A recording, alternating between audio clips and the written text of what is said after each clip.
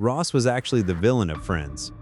I know how that sounds, but once you see it, you cannot unsee it. He was a villain, not in a scheming way, or not in any evil way. It is something way more uncomfortable than those. He believed he was a good person, and that is the problem. Because the show agreed with him for years, and we just never really questioned it. Today, I am making the case. Why Ross Gellar is the villain of Friends, and why that actually matters. Let us start with Rachel Green. The show wants you to root for their love, and honestly, most people do. When you think about Ross and Rachel, you think epic romance, the lobster, the prom video, the airport. One of the most iconic love stories in television history. But watch it again. And this time, do not watch Rachel, watch Ross. He made a pros and cons list. For real, not of 2 careers, not of 2 cities, not even 2 apartments, of 2 women, Rachel and Julie, to figure out which one he wanted to be with. Rachel found the list, read her own cons out loud, and one of them was that she was just a waitress. And then throughout their whole relationship, Ross actually never supported Rachel's career. The show frames his jealousy as passion. But look at the actions. Every single time she had a work event, he showed up out of jealousy.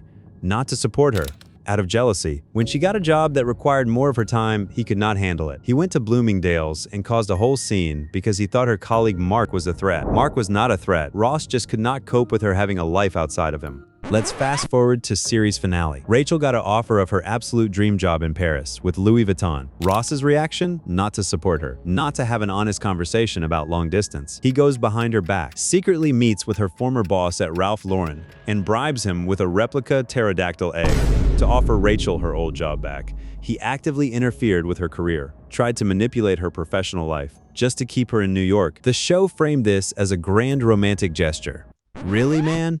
You wrote con next to her name for being a waitress, and now she gets a dream job, and you go behind her back to take it away from her. This is not love. This is control. The difference is simple. Love asks, what do you need? Control decides for you. And it is not just Rachel. When he was dating Elizabeth, who was his student, by the way, she told him she was going on a trip with friends for spring break. He followed her there because he could not trust her for a week. And do not even get me started on Mona. Mona innocently suggested sending out a joint holiday card, a completely normal relationship milestone. Ross panicked so badly about the commitment of it, instead of just having the conversation, he gave her a key to his apartment to overcompensate. Then realized what he had done and secretly had his locks changed so she could not actually use it. Then asked Rachel to move in, and that is how that relationship ended. The pattern is always the same.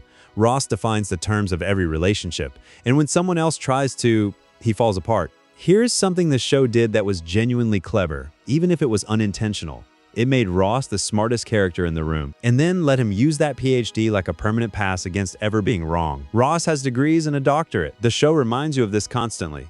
Ross reminds you of it constantly, even insisting on being called Dr. Gellar in a hospital full of actual medical doctors. Because intelligence for Ross is not just a trait, it is an armor. If he is the smartest person in the room, he does not have to listen. He does not have to grow. He can just correct. Like how he corrects Joey's grammar mid-conversation. He lectures his friends on history they never ask about, and he gets into a full screaming match with his own boss over a freaking sandwich and gets placed on a psychiatric sabbatical from his job at the museum. That sandwich moment is actually one of the most revealing scenes in the entire series. Ross does not just get angry, he unravels. He loses all his proportion, completely. And then the show plays the "my sandwich" line for laughs, but underneath the joke, there is something real. This is a man who has never learned to cope with not getting what he wants. And here's what really gets me. Look at how differently he is treated compared to everyone else. When Joey is self-absorbed, his friends call him out. He has to make amends. When Chandler avoids emotional intimacy, the show confronts it, multiple times across multiple seasons. Monica's need for control? She is routinely challenged on it, forced to compromise. But Ross? His equivalent moments almost always resolve by the end of the episode. His rage at the museum, his breakdown over Rachel's letter, his obsessive jealousy over Mark. They come up, cause chaos, and then quietly disappear. Because the show does not really want to hold him accountable. The PhD is armor, and the show never makes him take it off. And that led me to this. This is the one I think is hardest to argue against. Ross Gellar faced no real consequences for anything.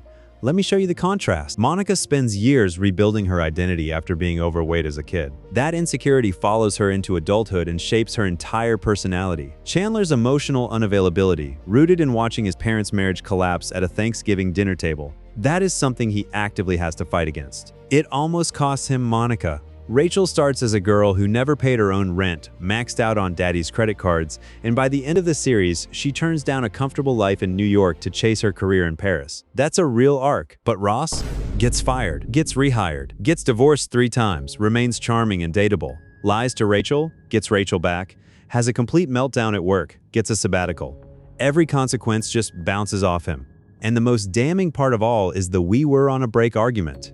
The single most famous piece of dialogue in the entire show. The show never resolved it. It felt like it was left on purpose. Because giving Ross a clear verdict, either he was right and Rachel overreacted, or forcing him to admit that he slept with someone else literally hours after a fight, and then tried to hide it from Rachel, that would have forced the show to actually hold him accountable. So instead, it just did not. Real quick, if you're enjoying this, smash the like button. It genuinely helps the channel. So here's what actually gets me though, because it is not just about what Ross did, it is about who he was sitting next to the whole time. If you have seen my last video, you already know who I'm talking about, Phoebe Buffay. Phoebe understood something Ross never did. That being the smartest person in the room is only impressive if you use it to lift people up, not to put them down. Phoebe had a rough start to life. She took everything the world threw at her and came out the other side genuinely, and she is weirdly kind to everyone around her in her own way. Phoebe had trauma and responded with openness. Ross had privilege and responded with entitlement. If you want the full breakdown on Phoebe, why she was actually the most emotionally sophisticated character in the entire show, I will link that video right here. Because watching them back to back tells you everything about what Friends was really trying to say, even when it did not have the courage to say it directly. Now let's come back to Ross. 2 loving and supportive parents, an Ivy League education, a career he was genuinely passionate about, a son, a social circle that adored him, and yet, he spent 10 years of that show being jealous, possessive, and exhausting. And there is this one line Ross says that I keep coming back to. I am paraphrasing slightly. He says, "I just want to make sure she needs me. It isn't about wishing for her happiness. It isn't about wanting her to achieve her goals. It's that I want her to need me. That is someone who is scared." And Ross never once looked at that about himself. So I'm not saying Ross is evil. He is not a villain in a cartoon sense. But he is the kind of person who never grew while everyone around him did. A decade of consequences that never stuck. Apologies that never changed anything. 5 people moved forward over the course of that show. Ross was just not one of them. Ross is a specific type of person that we all recognize. The guy who is technically never wrong. Who means well in his own mind. Who loves deeply but only on his own terms. Who cannot tell the difference between caring about someone and controlling them. Who mistakes intensity for depth. And the show kept asking you to root for him anyway. So here's the question I want to leave you with. Is Ross Gellar a villain? Or is he just a guy who's wearing a good guy mask? At this point I can say the show that did not know what it was accidentally saying about men like him. Because I have seen this debate go both ways, and I think the argument on both sides is far more interesting than most people give it credit for. And if this kind of deep dive is your thing, the characters you thought you knew, looked at differently, subscribe. I put one of these out every week. Peace.